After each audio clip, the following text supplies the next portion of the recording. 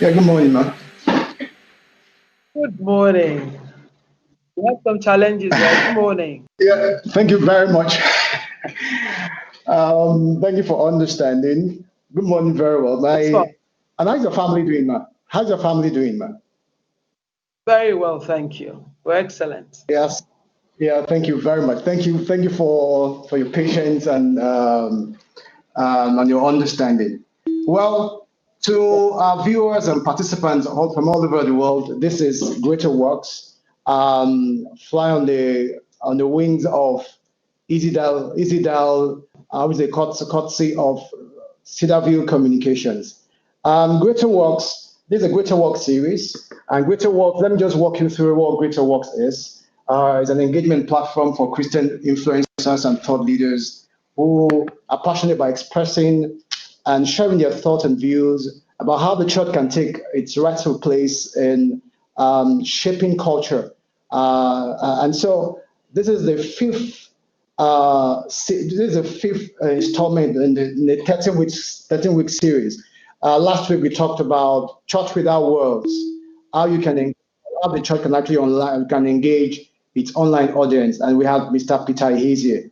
Today we're moving on, but to a rather very important topic, parenting.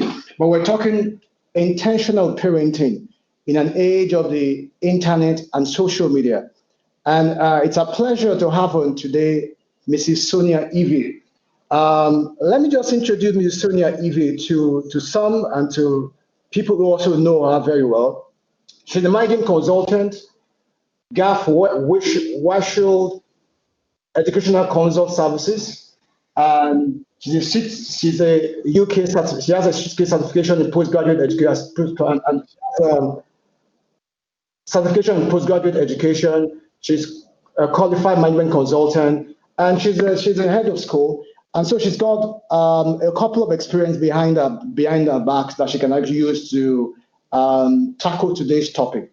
That said, I would, because of her time, I know she has some. She must have prepared some slide before now. However, because of her time, I'll just go straight into the questioning.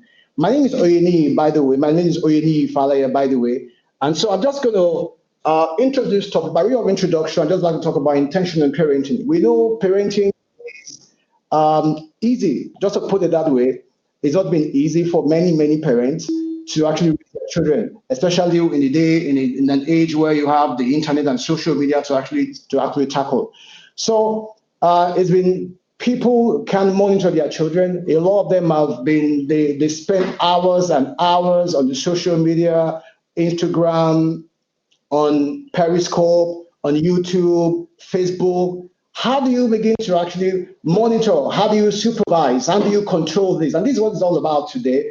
And so the thing is, parents are having challenges. A lot of them don't even know how to use Instagram. They don't know how to engage with these children and they're using them. And so today, that's what the fulcrum, the focus of our discussion. So, but very to cut to the chase, I'd just like to ask Mrs. Ivie. Parenting in the 21st century is really challenging. I'd like to just share your thoughts. What's the major difference between parenting now, which is the 21st century, in an age of the internet and the social media and what have you, and the day how you were raised growing up? Very interesting. Thank you, Bonnie, for inviting me to the program, and want to welcome everybody this morning.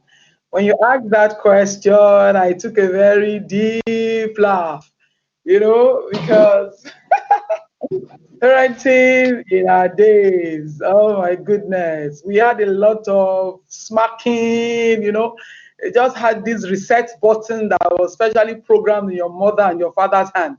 When they tap you or something, everything about you is reset, But having said that, making what I found that is the greatest challenge with parenting in this 21st century really is, first of all, the language. When I was thinking about this, and the language of this century is more of technology. And so if a parent is not versatile or does not have that experience, it comes from a background that is too conservative to allow that in, they're going to have a lot of challenges. Because the greatest challenge, like I said, is, apart from technology, is that of having children that are much more audacious. That's the word I could use. They speak a language of explain to me why. Everything you ask them, you must give them reasons why. That's because of the age we are in, the age where, knowledge, where there's an explosion of knowledge, the things you try to shield them from, our parents shielded us off from when we were growing up, it is in the open marketplace. So if you don't teach your children from home, they will pick up those things in the marketplace. And another thing I've also seen is the gap in the propagation of cultural values. Okay, if you look at Genesis 18, I'm sure I'm allowed to quote the scripture here. You are, man. Please go on. Yeah, you are. Genesis 18:19. Genesis 18:19. There was that generation. You could actually trace that God even entrusted that Abraham could command his household. So you had that generation of Abraham to Isaac, Isaac to Jacob, and that up to the fourth generation. But now, because we've become more and more into ourselves, parents, they try to shield their children from a lot of things. And so in the bid of doing that, we become much more self-centered, self-seeking. We focus on our own. That communal value is gone. The erosion of the communal value, that the idea of it takes a whole village to raise a child, you don't find it there anymore. In those days, people could correct you. They think before anything happens, I'm sure they would have told your mom that I saw that your son. You say, your trouble has already gone ahead. I announced you to your parents because you are going to. But now, parents try to just stay out of my space. It's my family space. That isolation in itself is one of the greatest undoing of this century. And except we go back to the beginning where the scripture started from, we're not going to achieve much. Okay, but I also see. Okay, thank you, man. But I also see that that's contrary for me. We are trying to raise a child. The world has become a global village. However, parents are looking inward. So that is, for me, an oxymoron, so to speak. That's the word that can come to my mind. And so I'm saying that is a contrast in itself. So how do you strike that balance between one, raising your child properly in the way God wants you, or how He expects you to raise them, and also not overexposing your children, because there's also another angle to look at it. People are learning from experience. Sometimes parents have seen examples of people who probably overtly expose their children, and then sometimes the results have not turned out well. So what do you think? What do you say to that, man? The truth of the matter is that there is no how. If I buy, let me just give you an analogy, because you're familiar with that. If I buy a particular product, for instance, I buy a TV from any of the LG or any of those stores, and I have to install it, I must go through the instructions manual to know how to install it. When parenting has been moved away from the template that God gave us, what is that? It says, train up your child in the way to grow. When he's old, he will not depart from it. If those values have been properly structured and set into the children at an early age, the ability to focus on those age and meet those challenges that are peculiar to that age, will be able to close up those gaps, so that if you have been able to bond with your children while they're growing up, you know that, okay, at some point in time, the parents are in charge. 0 to 5, you begin to guide them. You're setting rules in place because their life solely revolves around you. They can't do anything without running to mommy, running to daddy, and all that. It's at that point in time you begin to set your ground rules. You begin to model what you want your family life to look like. If you're not able to do that, by the time they get into their age of the teens and twins, that's between age of 8 to 12, they're beginning to struggle for identity. They want to be associated. You take your child that they don't want you to peck them in the cheek. No, don't do that. I don't want my friends to see that they are pecking me. When you look at all of that and the fact that the society, being a small global village, like you said, they set a certain standard and a certain rule that might be different from where you're coming from in your home, but you have to lay the boundaries. If I can just give you an example, again, of a family, one of my mentors, her name is Dr. Ogungwa. So when the family relocated abroad and he found themselves in the US, what did they do? He said, as the children are coming, as they got into the house, they began to have challenges with raising their children because of the call, dial 911 and all of those things. So they had to re-strategize. That's the word. They needed to re-strategize and see what will work for them.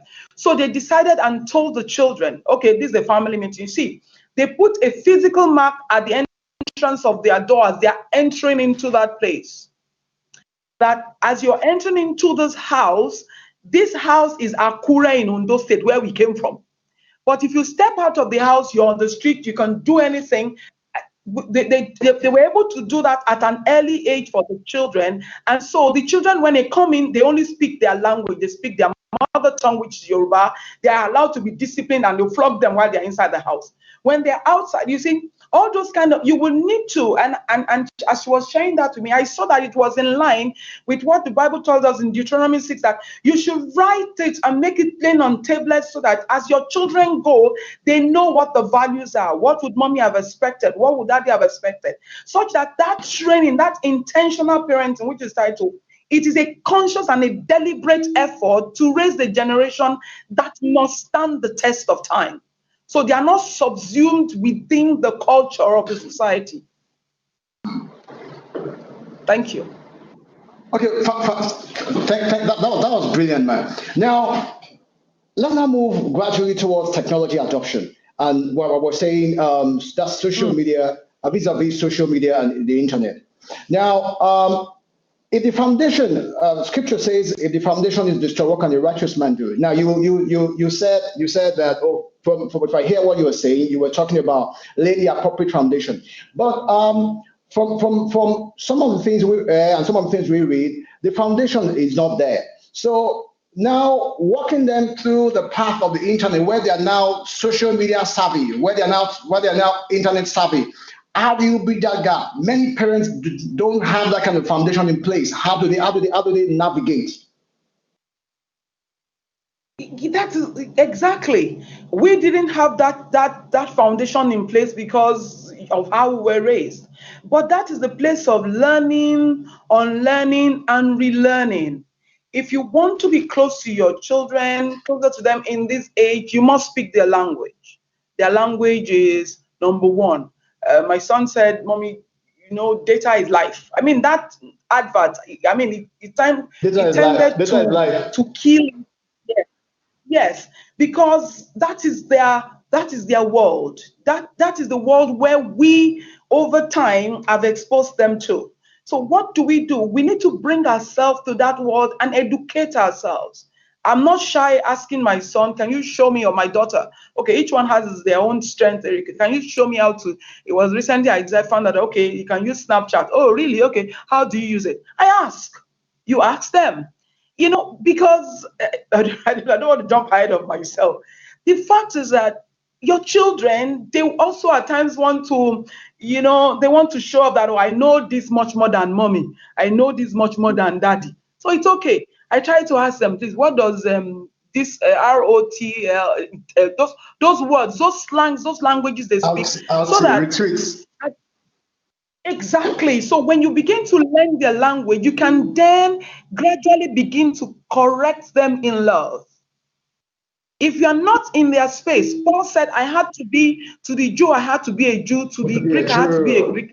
You have to be all things to all men, and it starts from home. The value they learn from home is what they're going to take to the society. If they've been well nurtured. You've taught them about safety outside out of the boundaries of the internet, things to post, how to relate with people, because you are now there. You friend them on their social media page. I'm not saying, and then you regulate. Yes, there must be a place of self-regulation. You can't spend your whole day on the internet. Okay? While you are there, these are the things to look out for. If you do all of that and put yourself in their shoes, it's very important to note that how we were raised, yes, our parents didn't do badly, but you don't want to raise these children right now that way so you don't damage them. Because that came with the age of technology. Technology opens up your children to other people from all over the world who tell you how their parents raised them, how, everything is not fair. Have you heard that word, Bonnie? It's not fair. Yeah, I do. It's not fair. It's not fair. It's not fair. You're trying to that's just their language. All right. Thank you. Yeah, but that will lead us to the issue of control and monitoring. How do you begin to monitor? In the days of what they call those television that they used to slide at the middle. I can't remember. Is it mammogram? I can't remember now. But they call maybe they call radiogram. What have So exactly, just like so in those days. But nowadays they have tablets, they have smartphones. How do you begin to regulate? How do you begin to tell them? Because you can't monitor. You can't be there all the time. Even if they're not doing it at home, they can do that. They are going to go to school. They are going to go out. So how do you begin to do that? For instance, there are things called safe search online. For the younger ones, they are not optional. For them to use your device, because there are some things you don't want them to. Those pop-ups hardly come up on my system because I set all of my devices on safe search. When they are much younger, you begin to put those controls in place. If you buy a TV or not, it tells you, okay, you can put all those controls in place. You need to intentionally create time to put those safe search. Passwords are also very, very sacred. You need to talk to them about safety online, people not to relate with.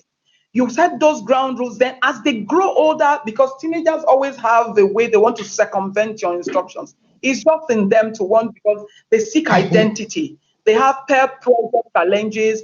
All of those things comes with the age, their age. So what do?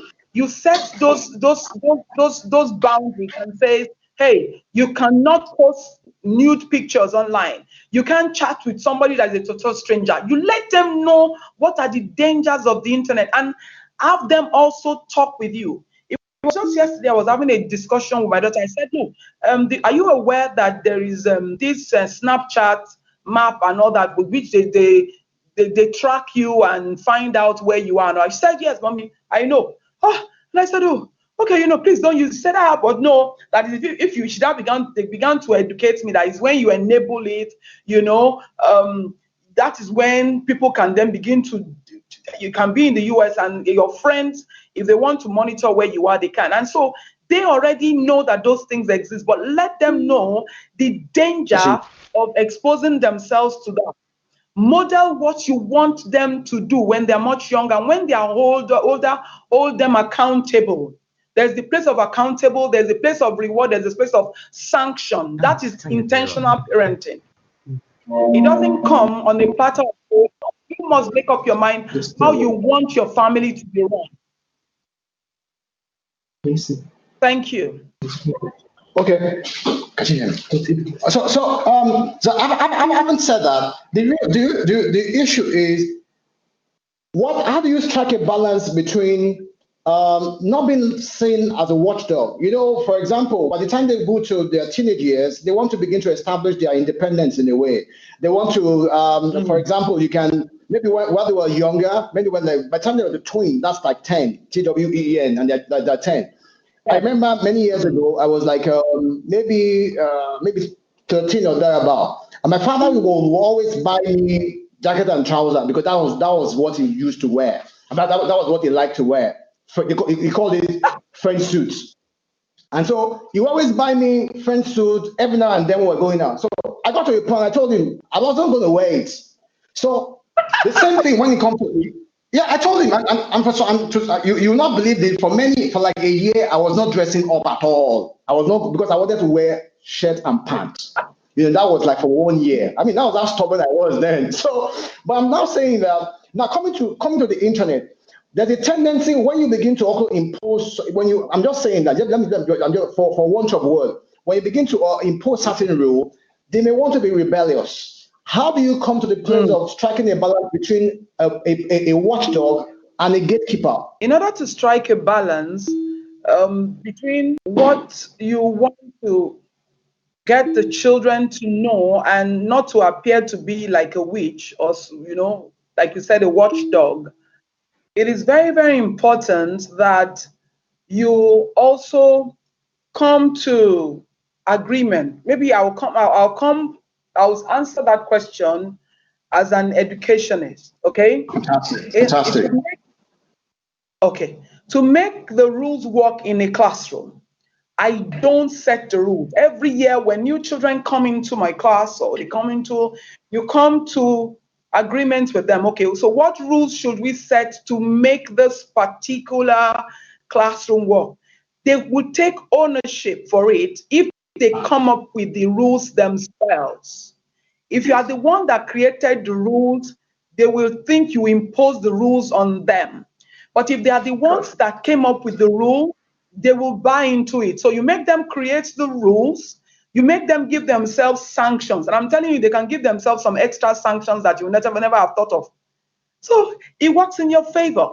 And having said that, it's also very, very important for us to note that in as much like you also don't want to get to the extreme. I remember when I was used to pop in and check in on my daughter on her status page and all that, just to check to, mothers and parents, it's just me, I'm a teacher, Okay. so I'm a teacher everywhere.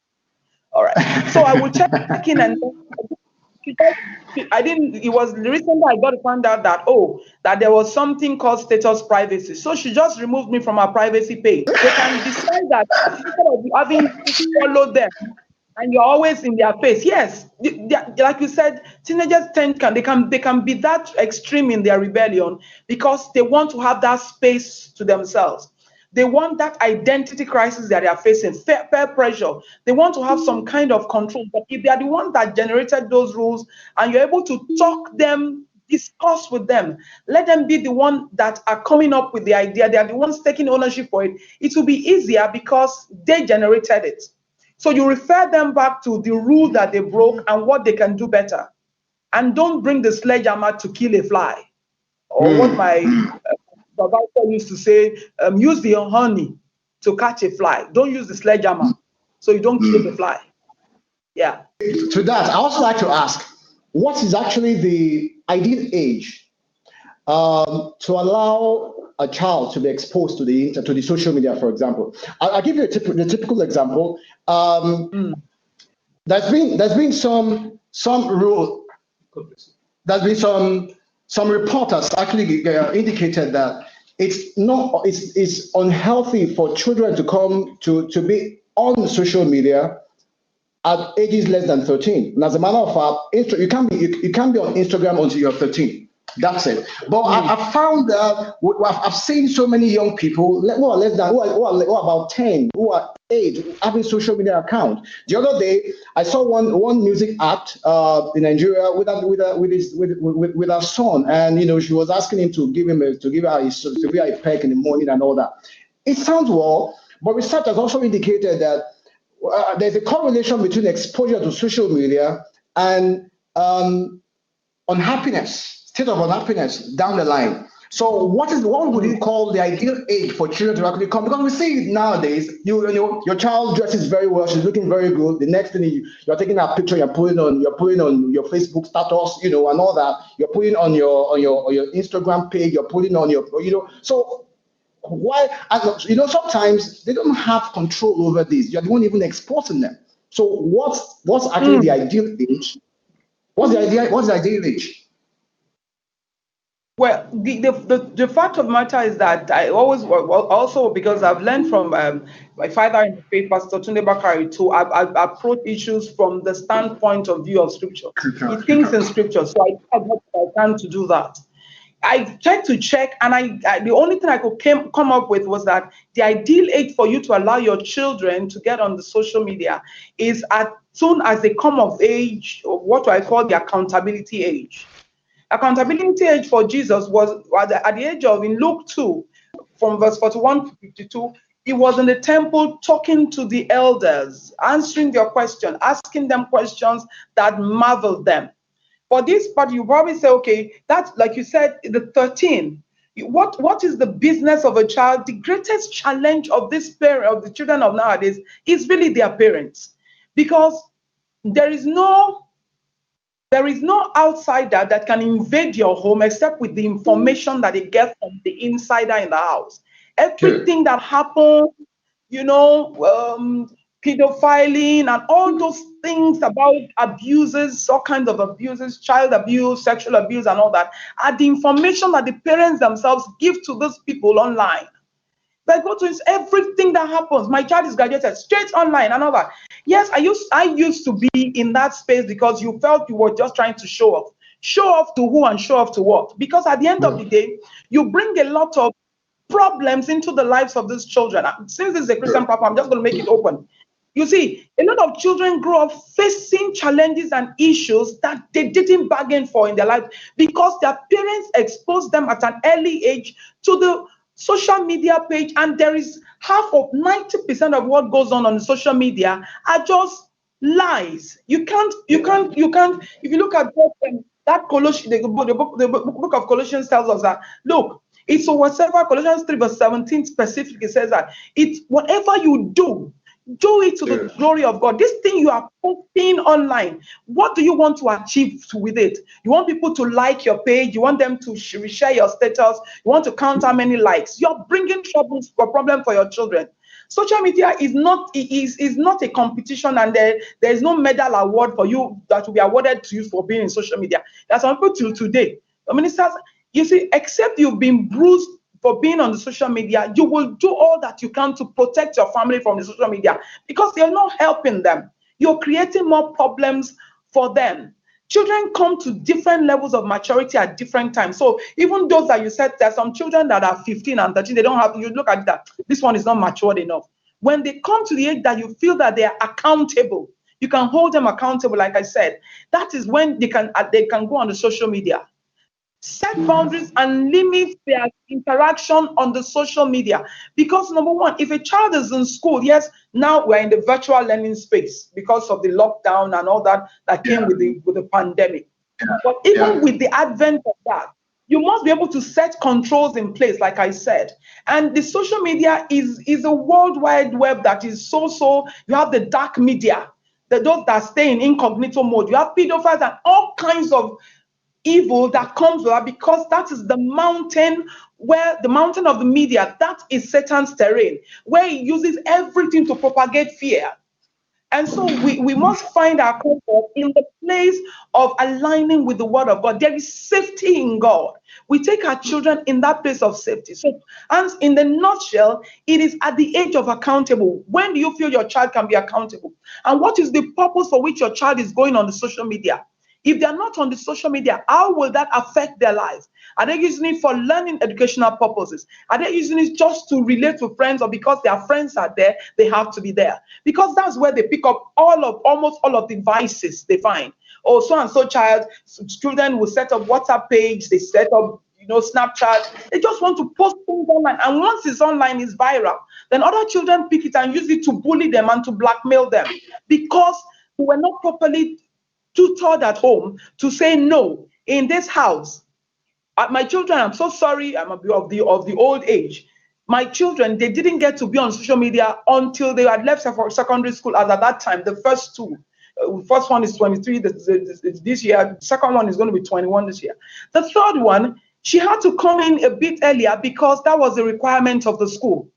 There were a lot of things that were exposed, but even that, we've discussed this. She knows what the boundaries are. I told you about the Snapchat map and all that. You must keep talking to them, be in their world, find out more, what is happening, what is new.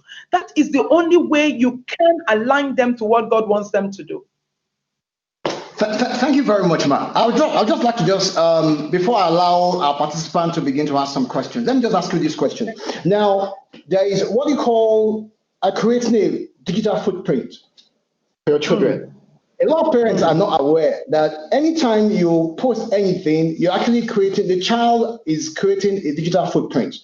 Like you said, like you said, there are things you have posted that can actually hinder your child or your daughter or your son from getting a job in future, because the truth of the matter is LinkedIn recruits from usually about 70 or 75% of employers actually use LinkedIn to recruit. So the issue is anything you're doing, whether you're making a comment, whether you're bullying, and these are issues. There are children who bully. They do what they call sexting. In other words, you begin to use sexually provocative words on the internet. You use nude pictures and all that. They bully other people. Now, how do you ensure that your children are protected from this? I would say, nefarious activities of other children who do not have the kind of background your children have?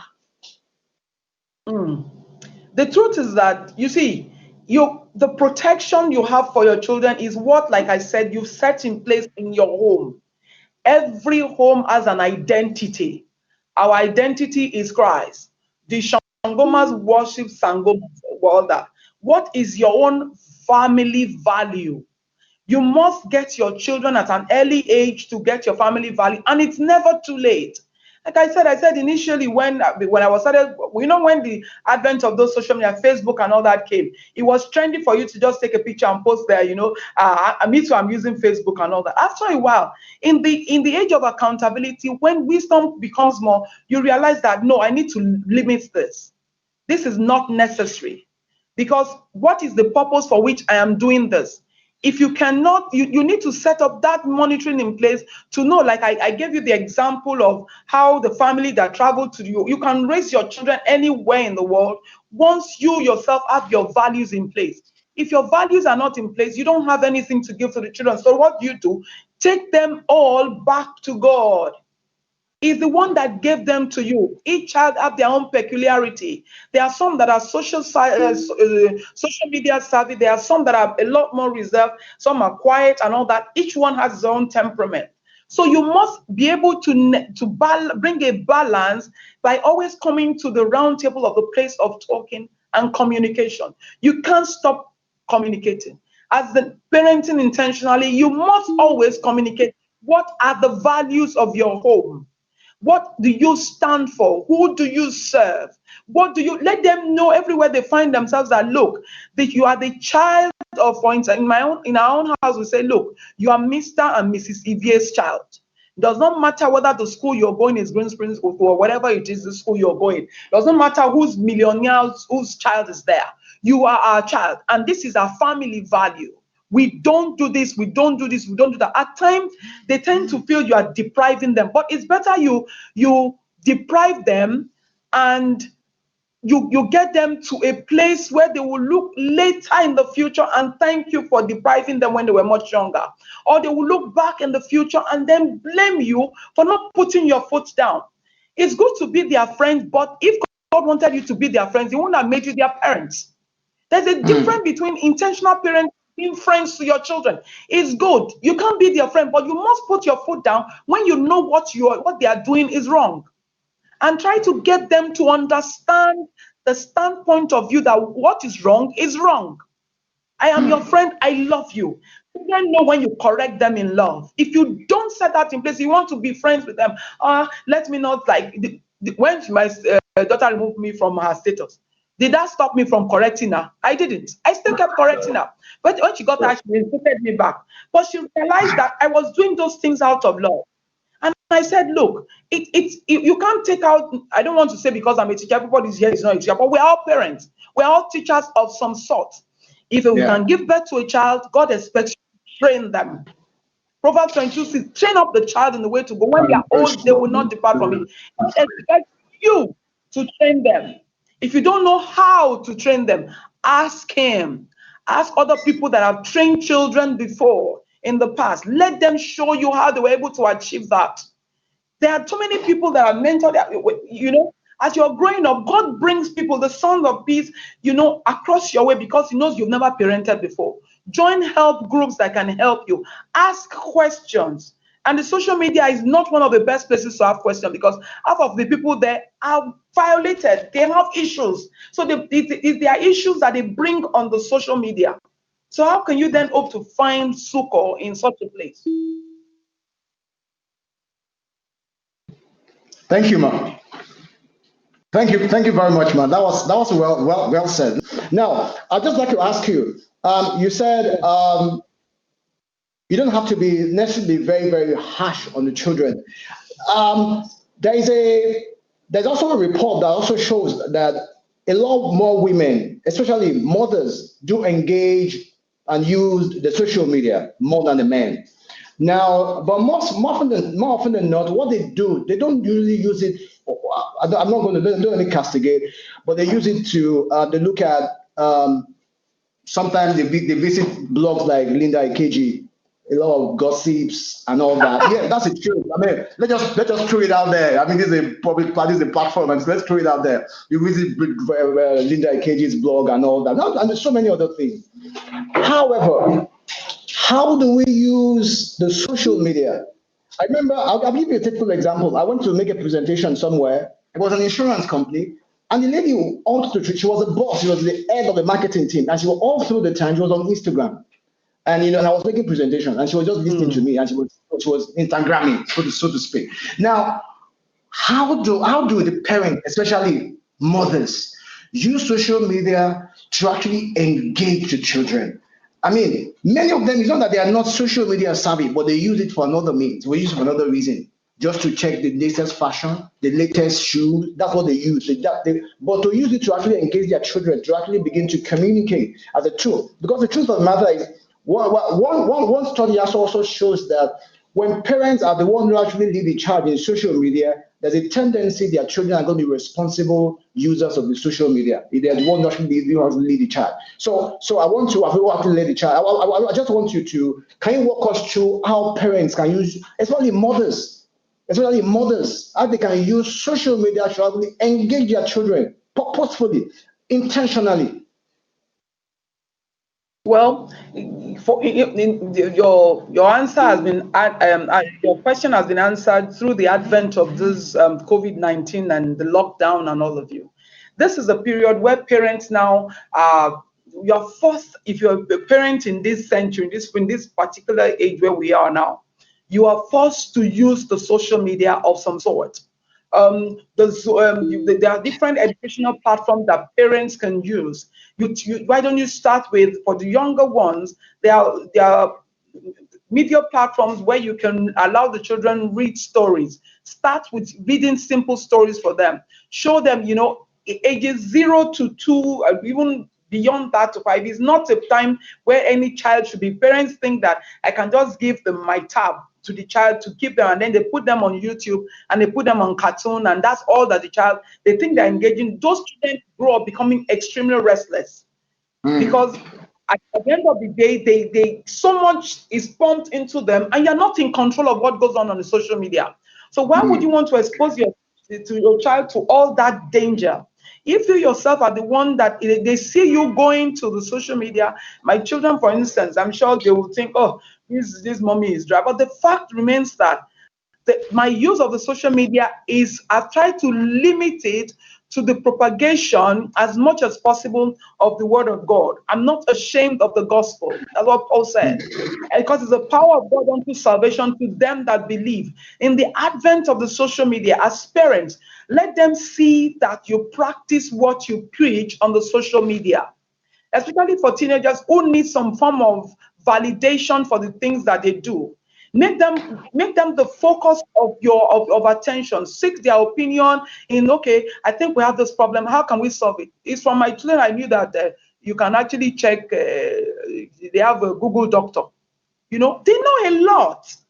So I then find out from them, okay, so Google Doctor, what should we do? If you tell I have the headache as a symptom, they are going to go and check online. Okay, I have headache. What does it do? And they bring the information to you. So allow them, especially the older ones. The smaller ones, guide them, give them safe websites to go search. If they are using it for educational purposes, things to do. For the older ones, give them more responsibility. Make them the focus of attention. Seek their opinion with in problem solving. Look at, ask them, how are they, what are they doing? How are they going about things, about their relationship? Find out who they are relating with on the social media. Let them teach you. As you know, they just love to be subject matter expert. Since my son was smaller, he was looking to not like to put his hand. You can imagine I'm about 6 feet. He's about 6 feet too. So he puts his hand across my shoulder and he's like, ah, mommy, I'm finally taller than you. You see, that for him is a place of power. I allow him, it's okay. I mean, I didn't want him to be shorter than me in the first place. But the fact is that that place of, oh, I know something mommy does not know. It gives them power. It's okay. It's their age. But I also allow that flexibility, and I would allow them to teach me a lot of things. You know, allowing the older ones to teach you, the younger ones guiding them through how to use the social media. That this particular one is a no-go area, and you yourself don't violate it. Stop posting pictures about your family on the social media to impress people. Because like I said, those things, they don't help you to achieve much. I'm not saying you shouldn't celebrate your graduation, but make them a one-off thing. A one-off thing. I used to be a victim in past, but I don't do that now anymore because it doesn't bring anything, if you look at it, good to you, because you're exposing your whole family. People can track the record of what your life is. Let them use culture. Use culture to teach them. Music. What kind of music do you yourself listen to? I tell my children, they know that if it's not godly music, it's very difficult for me to align with it. They've come to know that I don't know. Don't tell me it's psychological. It gives me a headache when I listen to music that are not godly. So they know. But so, and gradually the celebrities, I let them, this one is dressed like this. What do you think is nice about this dressing? They will know that, okay, this dressing exposes your body. Show them real life issues. When I was going to teach when we're going to teach our son how to dress, there was no advent of social media for me to show him, because what do? I took him across to, he was always fond of flying his shirt, and he didn't see why I needed to make it like your father said you should wear a French suit, you know. I had to take him on a journey. I drove him in the car, went through down to Oshodi under the bridge, and I said he should be counting how many people he can see flying his shirts, flying their shirts. And he counted 100 and something, 109 or thereabout, just turning around the bridge, coming back to Antony, because we live in Antony. And at the end of the day, I said, how do you feel about them? He said, what did you see about it? He said, this one was smoking, that one was drinking, one was peeing in the gutter and everything. I said, do you see? That's how people see you when you fly your shirt. That was the end of it. He started talking to his shirt by himself. Up till now. Gentlemen. So let them see real life experiences of people that have been damaged through the social media so that they can learn. Do something active with them, things that are much more brain engaging. Let them set challenges for them. Let them be able to meet those challenges, and that technology is not an option, but it must be used wisely. And just be yourself and be real. If you don't know it, you don't know it. Let them teach you. And when they've taught you, go beyond that. Thank you. Okay, Ma. Let me thank you very much. That was very insightful. But let me also ask you, does that have to do anything with parenting style? I like to just say here, I think because of where I was brought up, my mom is the very strict type. My father is a bit flexible, he's a group older and all that.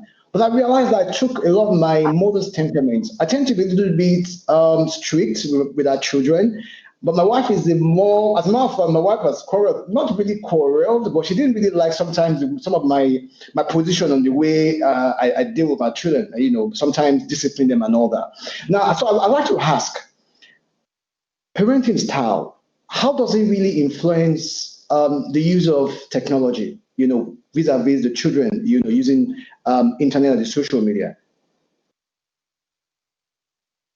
The truth is that you can't separate your parenting style from how you raise your children.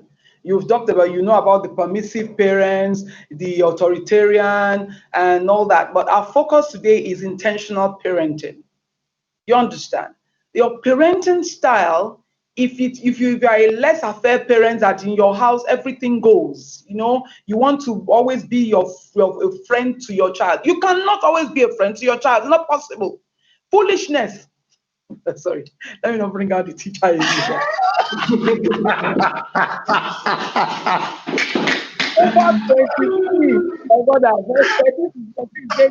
Do not withhold discipline from a child. If you strike him with a rod, he will not die. If you do not strike him with a rod, you will save his soul from hell. That's the truth. And then he also tells you, says, even a child makes himself known that whether his conduct is pure or not. There are so many things you find in the book of Proverbs. Whoever spares the rod hates the child. Wow, but whoever loves him will discipline him. But then, discipline, what kind of discipline do you want to enforce on them in this time? So that they know that, look, whether you like it or not, whether both of us are alive here or not, the generation that they are going to walk into is going to be tougher than this one. Yeah. Because if the world, one pandemic shuts down the whole world, anybody here can see in the age. I don't know whether you've seen that, the video about the implant of that girl who was using her hand as the cell phone. Because you have seen it because you're intergenerational field. Do we know what is going to happen in the next century? You might, everything will then be by chips and all that. If your child has not yet been well grounded in the area of discipline to know that, no, these are no-go areas. These are boundaries set by my father. These are boundaries that I cannot go beyond. Even God, Bible tells us in the book, also in the book of Hebrews, 12:6-8, it tells us that, look, God disciplines those of us that he loves. If you cannot separate discipline from love. It is those that you love that you correct and you discipline. But the discipline must be done with balance so that you don't destroy the child. You don't kill their self-moral. You don't put them down. Paul will say about Timothy that that the faith that has been in your grandmother Lois, that was passed on to your mother, you inherited. There is that generation of discipline. So it's very, very important. Okay, that's very good, and that's going to actually, there's a question that just throws up. As I was actually preparing, I stumbled on a post by my friend on Facebook, and he was talking about how Daniel, Shadrach, Meshach, and Abednego stood out in Babylon. That in spite of all the spoils of the palace, they still, in Daniel chapter 1 verse 6 or there, about verse 6 or 8, the Bible says that he proposed in his heart not to be defiled by the kings of by the king's meat and all that. The point is,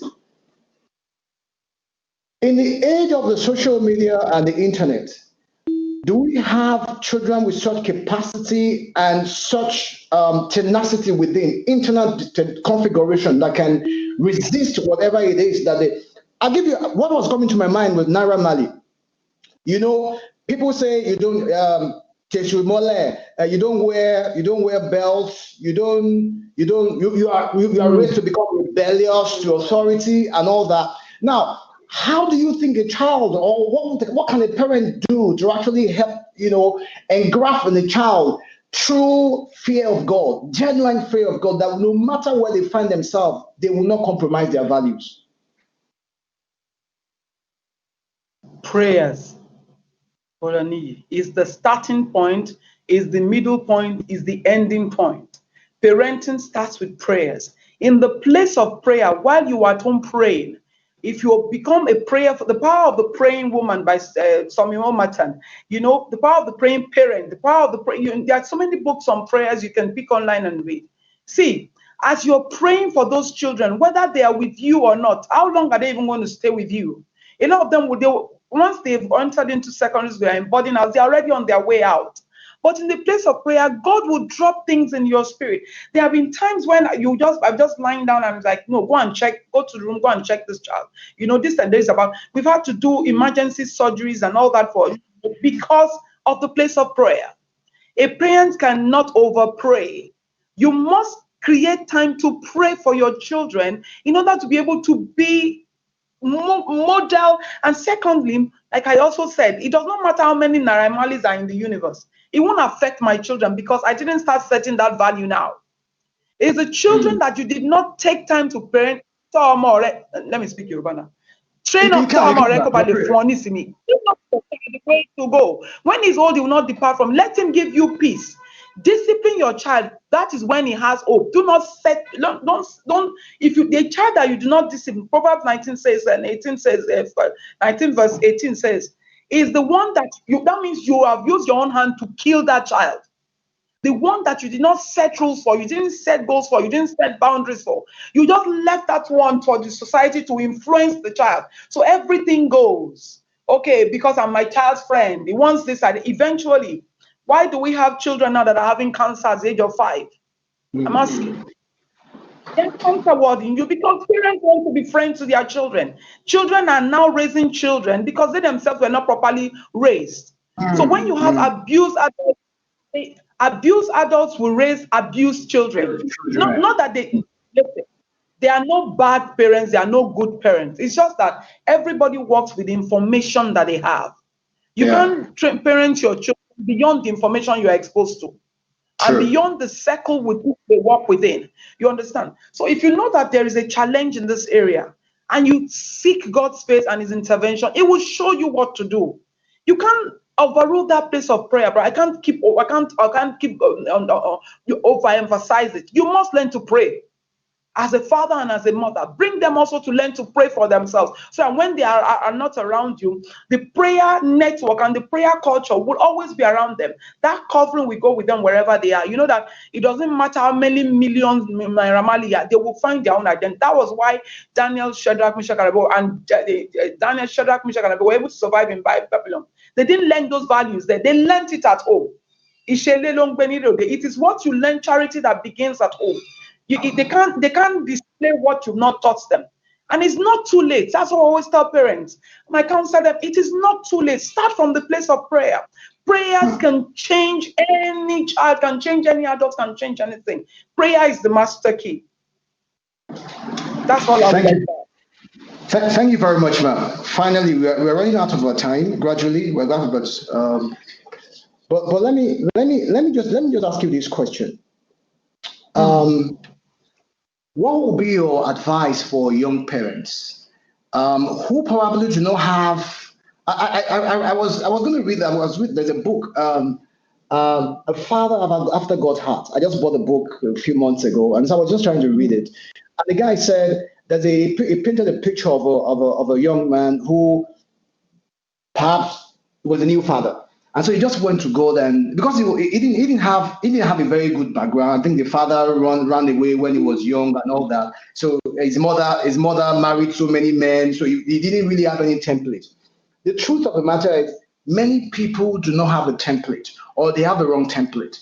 What would be your advice for parents, especially young parents who probably have children less than 10 years old, who are not yet in that space already, who probably do not have teens? So what would be your advice, ma'am? Advice for younger parents is that they should look for older parents who they've seen that have raised their children well. Create out time to talk to them. What were their challenges? They will tell you the truth. This is where we missed it. This is where we're right. This is where we're wrong. Don't pretend that all is well when all is not well. It's okay not to be. There was a woman that used to tell me that, where the daycare I used to take my child to, I was always looking up to her because I was just a young parent. And I had a son. I'm a tomboy, and I didn't know how to handle him. It was as if this boy was just going to, don't use negative word, want to kill me. So I had to start asking questions. What do I do? And God will send you helpers. I'm telling you, it was so. And my husband too, we just didn't know how, because we have never been parents before. And our parents were not around to also put us and guide us through. Later, they never came. But even then, you also didn't want to raise them the way your own parents raised them, because you felt they were too hard. All those dichotomies, yes, that need to bring. So young parents should look for mentors around them. Apart from the word of God, join groups that can help you. There are lots of parenting groups that you will join. If you find out that you're joining this group and it's not meeting your need, leave the group. You're not forced to be there. Look for people that you feel they have been successful parents. There are a lot of generational people that you can copy good values from. Ask questions if you don't know what to do. Read books. You can never go beyond the knowledge of what you read. So read more and find out more. Study the word of God. Go and find out what the scripture says, that what does discipline a child means? What does loving a child means? Creating time to find out and talk to your children. These are what, one of the greatest another challenge they have in this generation is not having the time to listen to the children, because everything is on the fast track. We don't have time for the children. We are always wanting to talk out at them. You must create time to listen to them. Love for them is not how much money you shower on them, but how much love, how much time you're able to create to listen to them. When they have issues, can they run to you, or they rather run to their friends? And you can only build that if your children are young now. It's a very good place to start. Start that bond. Does not matter where you've missed it. Find out mentors that can help you, and then pray. Thank you. Thank you. Thank you very much, ma'am. Although we have run out of time, but because we started a little bit late, well, I'd just like to ask again if there's anyone in the audience who actually wants to ask a question. If you have any question for Mrs. EasyDial, you can signify by raising your hand. If you have any question for Mrs. EasyDial, you can just signify by raising your hands. If you have any question at all. Okay, Mr. Akiode. Mr. Akiode. Yes, sir. Akiode. Yeah, sir. Yes, sir.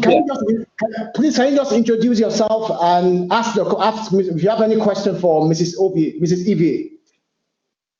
Yeah, Mrs. EasyDial, thank you very much for that engaging section. Can she hear me? Yeah, please. Yes, I can. Good. I can hear you. Okay. My name is Akiode Akekunle.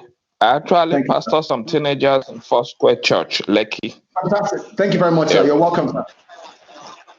And I listened to what you have said.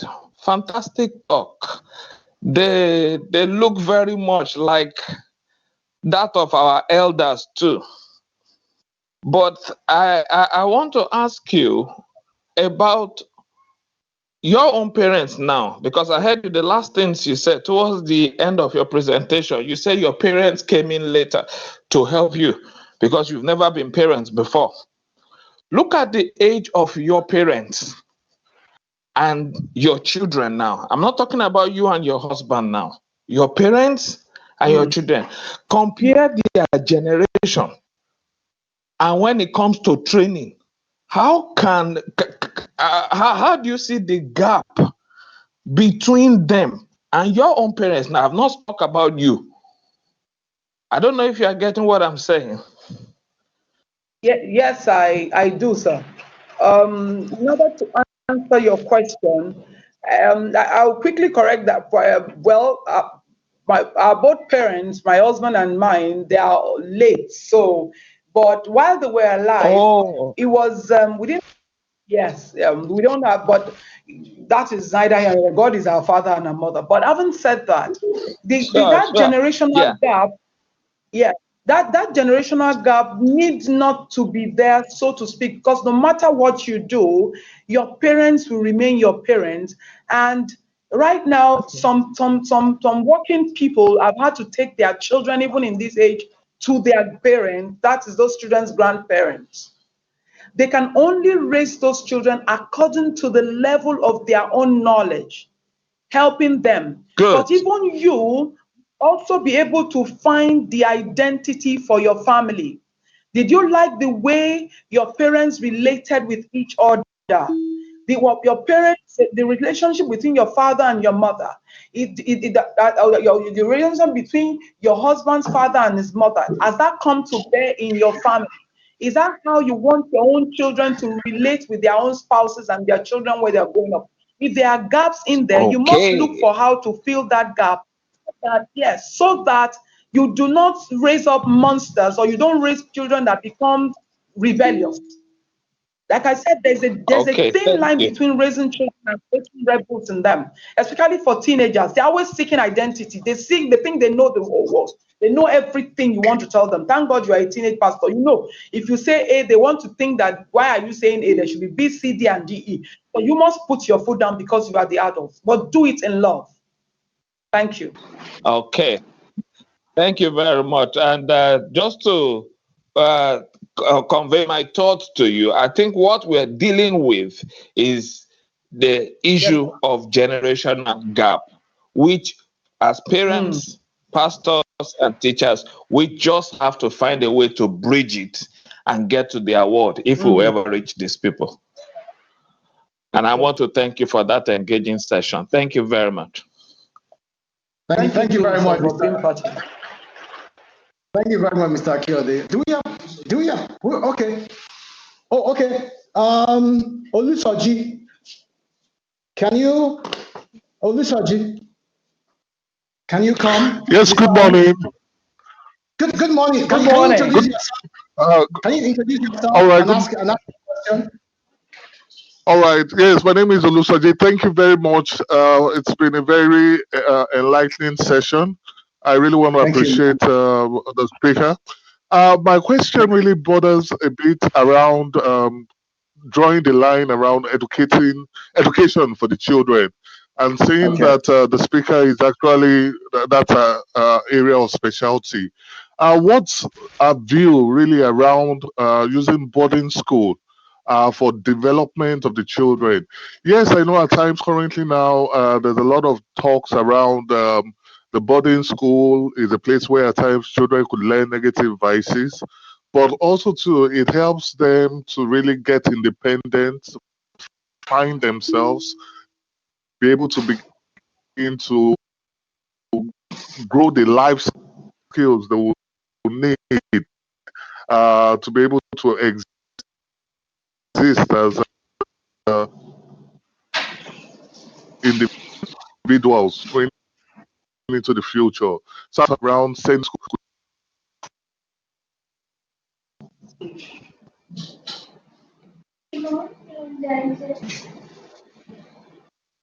Okay, can I answer the question? I think it was finding out what my views are concerning boarding school. Well, as an educationist, maybe we should first of all ask ourselves, at what age are people sending their children to boarding schools now? Some boarding schools take toddlers. Some take babies from age 0 to, in fact, some parents, after the babies have been born, they begin to school them. So all their lives, they don't know them. Then they grow up creating monsters. What is the purpose of you sending your child to the boarding school? Each child has a different temperament. You must know the kind of child you gave birth to. What is the purpose of God giving you the child and you're sending a 3-month-old child to the boarding school because you love your work? So the child is sent to school from Monday to Friday, a baby of 3 months. And then you come on Saturday and pick the child, or Friday evening, and then Saturday and Sunday. At the end of the day, you have only raised a stranger, a total and complete stranger, because you had no part in the life of that child. And in the future, because you did not sow into the life of that child, you're not going to reap anything. Because the same thing you did to them, because you had the power, is what they are going to do to you when they are older. They will not visit you because you're not part of their lives. I don't know whether I'm making any sense. You can only sow where you reap. If all you gave to them was because you had the money and you didn't have the time to put them through and nurture them, you will find out that when they get older, because all you invested in them was your money, they will only invest money in you and you will not see them when you get older because you didn't create time for them. That time is their adequate value, or the weighing of how much you love them. TIME. How much of that time can you spare? If you and your wife are bankers, how do you hope to be able to raise those children effectively? Why don't you, for now, say one of you should step down and the other person, God will meet your needs, for crying out loud. Two of you cannot be full-time professionals and are left in the care of the house help. Okay, say because we don't want them, let's send them to Christian schools and everything. How Christian-y is the school you are sending them to? You are a parent. A parent must parent, and they must parent intentionally. You must create time to set out and be part of those different year gaps. Ages 0 to 5, what did you teach them? Ages 5 to 8, 8 to 12, 12 to 19, and before you know it, whether you want them to go to the boarding house or not, by the time they get to university, they won't stay with you anyway. Why don't you take out time?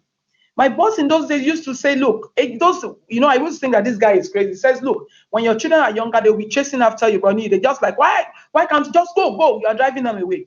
A time will come when they become teenagers, they only use one syllable with you. How are you? Fine.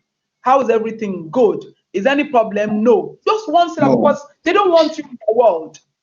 That time will come. So why don't you enjoy the company of being with them instead of shoving them off to boarding house? If you do not have a choice, well, you must do it, then create controls in place. How often do you go there to check them? Do you go to check what they are doing in the boarding house? Or because they have gone out of the boarding house, then they are gone? The next time you see them is doing visiting an open day. Do you pay impromptu visits to them? Do you go to check what is happening to them? Do they know that, oh, I don't know how my father is? Your children will come out with dual lives. When they are coming from home, from boarding house, they keep some clothes they don't want you to see. When they go back, they are total strangers to you. Before you know it, they are no longer within your control, and you can't control them because you were not there in the beginning. Thank you. Thank you very much, Ma. Thank you very much. But let me ask you for the final question, which is around. I'm going to talk around the issue that he raised about boarding school and day school. Was actually, I know. I'll give you an instance. When my wife was working in the bank, and I work from home most of the time. I remember April 1st, 2015, our daughter, actually, she just came and told me she wanted to poo. And I said, okay, you can go ahead. And then I think the next minute or thereabout, I just heard one sound, and I looked, and I just went and I went to look for her. Lo and behold, my daughter was half dead. But by God's pressure, yeah, she was half dead. But God eventually restored her, and she came back to life. We took her to the hospital. But that was all informed my decision with my wife leaving the bank. Now, a couple of parents are actually working outside. Now, what they want to do is to make sure that they meet the needs of their children. But however, they're spending a lot more time, both of them. Now, you see the father is a banker, the mother probably is also a banker. So you see many of them are spending a lot of time outside. So what they do is this: to help them, they get a maid. And now they are DSTV, they are the internet, they are the social media. What do you say to parents like that? Because it's really common. Well, the fact of the matter is that if the maid that you got to take care of your child, if the parents were as well off as you were, they probably wouldn't allow those children to become maids. So the only value that you are only working for that your maid, and the maids are the ones that end up abusing those children if they are boys. If they are girls, if there are all kinds of things, abuse that go on in the home. It's because your maid is not a parent. Even the ones that are parents, those ones that says they have governors, they have nannies, they have all that. They cannot replace you in you establishing the values of your family. Both of you will have to decide, because remember, your career is for a lifetime. But at the time of that parenting, or that delicate age of ages 0 to those their early teenage years to 15, 16, until they finish secondary school, all of that is purely your responsibility. If you then shelve that off, like I said, you are not going to be able to look at that child in future and say, I was there for you. You were not there. They would rather even call the maid their own mother, or this is mommy, because is the figure, is the person that the child can relate with, that was always there for them, that they will relate to as a parent. So those working parents will need to decide what they need to do. I know that the economy is tough. I know all that. But you must decide. There are things like homeschooling and all that options that are coming up here and now and then. You must decide which one is much more important right now. What do we want to do as a parents? Do we want to keep these children, or are we going to continue? And how long are the maids going to stay? They stay, and then you bring another one, and each one comes with its own different, come with their own spirit, come with all kinds of things into your home. We will need to make a choice what you want to do, because nobody can make that choice for you. You can choose to either continue to work and let your children raise themselves through the social media. Or you can decide that, okay, let one of the parents be the one working while the other one will step back to take a lesser job to say, okay, for now, for this period, I will make that sacrifice. And it doesn't matter whether it's the mother or the father. One must create time. It must be a parent that is available, that can spend time with those children. And the time is finding out what is in their lives so they can talk to you. Children talk a lot. That's why they are children. Teenagers don't talk because you are not there. They have their own world. And when they're already young adults, they are ready to go and start their own life anyway. So, you know, just enjoy that their talking period and mold it. Use it to mold their lives for them. Thank you. Thank you so much. Thank you so much. This has been an explosive and also enlightening session. We thank you so much. Well, we'd like to apologize to our online audience. Well, we started a little bit late, and that's why we moved beyond 11. It's an hour program normally. It's an hour webcast, but we moved beyond 11. But thank you so much, man. You can visit our YouTube channel. For many of you who probably timed out while you joined, you can actually visit our YouTube channel. So to our guest speaker again, we're so grateful. Thank you for sharing your wealth of experience. Thank you very much. We're so grateful. Thank you very much. We look forward to having you another time. Maybe we will talk about similar topic. We thank you so much for having us and for sharing your experience with us. Thank you so much. So our participant, thank you. To our participant, you can use EasyDial, the YouTube channel. You can just go and you can watch it anytime you feel like. Thank you so much, man. And my regards to your family. I will, thank you so much. Thank you, man.